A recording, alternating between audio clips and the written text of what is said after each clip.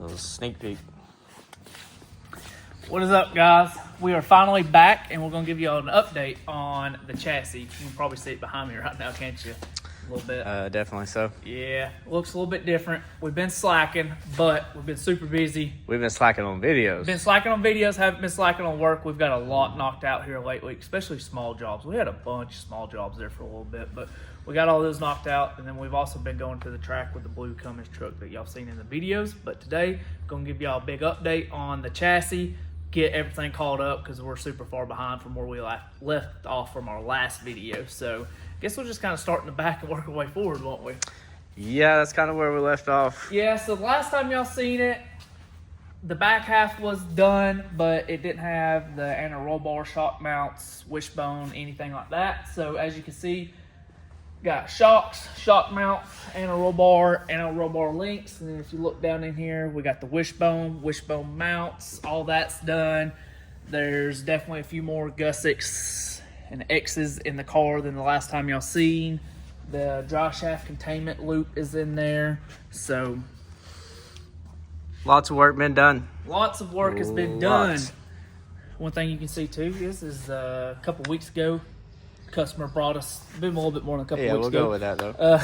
Customer brought us a bunch of parts to pretty much finish this thing completely up. Just the last few things that we needed. So as you can see, brought us the rear wheels. This is a 15 by 14. I don't know what the back spacing is on it, but 15 by 14 RC comps. Then we got the spindle mount fronts to match. The rear has Evolution Series brakes on it, and the fronts also have the Evolution Series brakes to match those. Got all that. That's the Evolution Series single piston caliper. All that stuff, very nice stuff. Got the mincers, about the best route to go whenever it comes to a radio car. We got the mincers. These are a 8-inch stroke shock, double adjustable, pretty standard run-of-the-mill stuff that we do. But so that was just a quick summary of the backside. And last time there was none of the funny car X's in the roof, anything like that. So he ended up ordering a McCamus carbon fiber bucket seat. Derek had fun mounting that bad boy. That was fun. All the little tubing inside there. That's very time consuming. But got the bucket seat in, built the funny car to fit our bucket seat. Some of y'all that don't know, you might be asking, you're like, well, that don't look very comfortable. Well, they're not. You're only in it for 4 seconds. Yeah. No, I'm just kidding. But the purpose of these is once the customer gets done with the car, he'll have a guy, I believe it's DSP seats. I forgot exactly what the name of the company is, but basically what they do is the customer will sit in the car. There's a bag that sits in here, and they actually mold a form around him that fits into the seat, and then basically his body from the bottom of his legs all the way up to the top of his shoulders will have a mold that has a fireproof wrap over the top of it. It's like this felt top stuff that sits in here, and then you're pretty much that seat is molded for you, so you can't move around at all. Get that, you'll get a rear head pad and 2 side pads over here. The good thing about doing that is basically it makes this car very versatile to any person. So if he was to ever sell the car, he can just pull his molding out, and whoever is buying the car can get their own molding made. Because you can, if you need to be pushed forward, they can add 3 or 4 inches of molding underneath you and behind you. And then he's also going to do a adjustable gas and brake pedal assembly, so that will have 8 inches of adjustment in it. And then I don't think the column's adjustable though. I think that's the only thing that's not adjustable. But so we got all that, got that done. Like I said, funny car is done, dry shaft safety loop's done, the X in the roof is done. I just haven't tacked this in here yet. There's one more little small piece that goes in there. So but then we got all of our small little 6-inch gussets done that we needed to. I pretty much, other than the funny car, I would say like 75% of the chassis is welded. I've tried to weld as much of it as I can as we go. For one, because it's on the chassis table and it won't move as much. And but there's just some spots I can't get right now. So once we pull it off, we'll blow this thing completely apart, finish weld everything. But been trying to weld as much of it as we can. But this past week, Derek has been working on getting the struts and the front end together, and that's what he just finished up today. It was the main part of the strut situation. So I know in the last video I talked about these, but these are our strut cups that we're using. That's the HC&D strut cups. And the good thing about these is they're adjustable. So they have, I think it's 1.5 inches to 2 inches of adjustment in it. So we built this thing at the lowest ride height that it could go. And then if he needs to raise the car up any for the crankshaft, to move the crankshaft center line around, he can, and you don't have to use your spring to adjust it, because if you start tightening that spring down, it's going to change the spring rate and everything, and it changes a lot of stuff. So you can get your spring set where you want to, and if you need to adjust ride height, you just do it by spinning this collar here, and it's got 1.5 inches to 2 inches of adjustment down.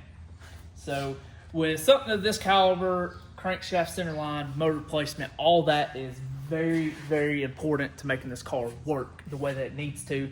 So that's one of the big benefits of this is, you get on a little less marginal track. You can raise the front up, get that crankshaft center line up a little bit so it transfers more weight to the back. You get on really, really tight track, you can lower it down to where it needs to be, and it works out the way it needs to. So we also have a Mincer double adjustable. I think this is a 4-inch stroke front strut. Super nice piece. So Derek's got all that done, and then we kind of got the motor roughly mocked in to where we think it's going to go. Need to take a few more measurements, kind of run a few things by the customer, and make sure that we get this thing exactly where it needs to be.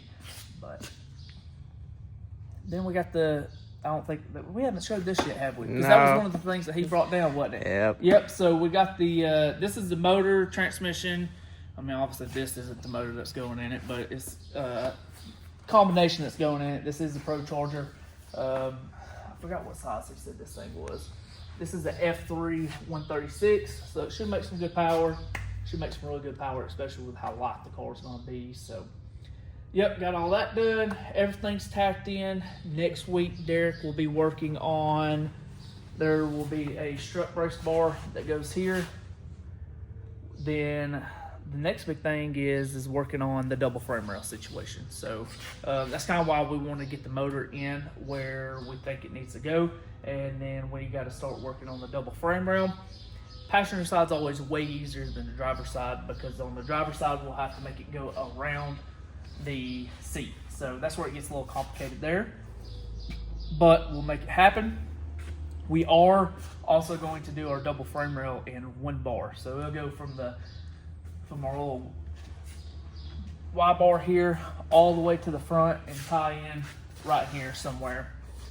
And the reasoning that we're doing that in one solid bar, because I know some people have seen where you'll do a mid-plate halo, then you'll have a single bar that runs from your Y bar up to your mid-plate halo, and then your second bar will run from here to the front. We'll do one solid bar because he wants to be able to run the burn down tubes through the double frame rail. So basically your burn down tubes, you usually have fittings on your valve covers, and then most of the time you'll see people have AN line, or I forgot what the name of the other line that you use, that run through run to a bulkhead in the firewall. Then you got lines that run through the cab into the back to your burn down tank. On this, it'll have a tube coming out. It'll have an AN fitting coming out of the upper double frame rail. You'll run your vent line to that tube on both sides, and then it will push everything through your double frame rail all the way back. And then back here, you'll have 2 AN lines sticking up, and then he'll just have to run 2 small lines up here to his burn down tank wherever he decides to put it. More than likely it'll be back here somewhere.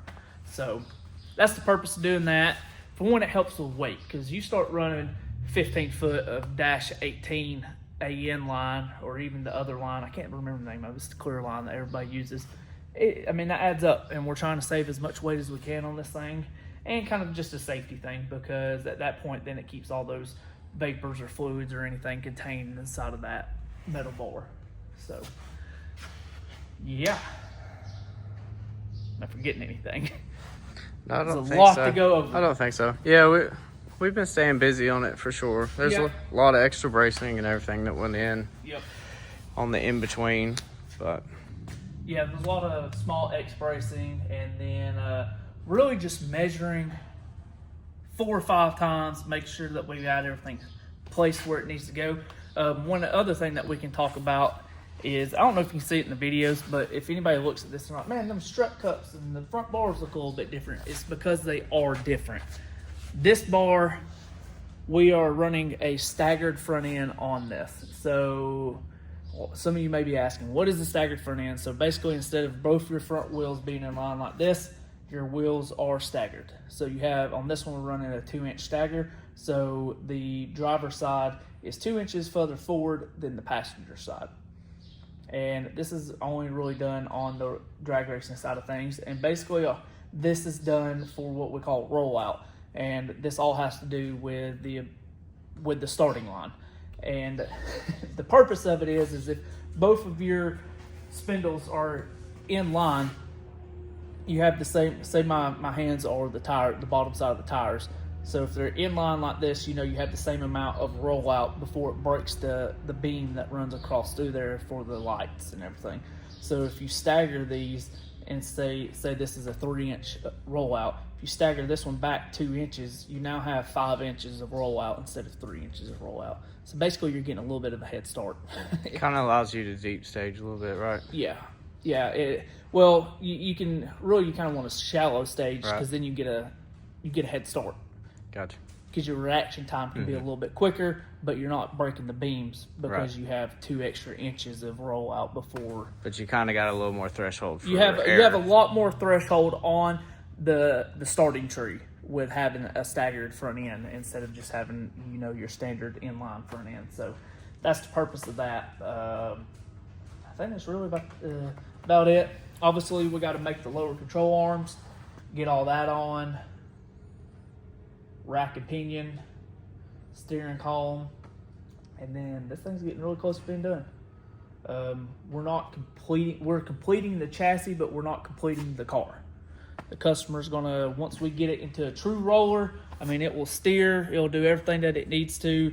He'll get it back, he'll do sheet metal, or he'll do all the carbon fiber tubs, sheet metal the firewall, and then set the body over on the top side of it. So yeah, this one's getting really close. And once we get this one done, we got another one that's going right on the table. We haven't talked about that at all, but y'all will see that very soon. So really, this one, we're hoping to have this one wrapped up in the next couple of weeks. Me and the customers have been talking about him picking it up sometime in May, just whenever both of our schedules align, because he's not a local guy. Most of our customers are not local, so scheduling pickup and everything like that, we just got to make sure. So giving each other plenty of time. So sometime in May, the thing should be gone, but hopefully in the next couple of weeks, it's off the table and we can get the new latest build on the table. So, but I'm not forgetting anything. Any shop, anything? No, we got some more projects that will be. Yeah, got a lot of projects. Y'all can expect a video on the white Mustang very soon. We've gotten a shit ton done to that thing. So, like I said, it's we want to do the videos. Just sometimes we've got so much going on that we just can't. Videos don't pay our bills. Building the cars pays our bills. So, so that's what we got to do. We're going to try to get back on a regular schedule of every Friday, trying to post a video, get a video posted up. But we will catch y'all guys in the next video and expect a lot more content more regularly.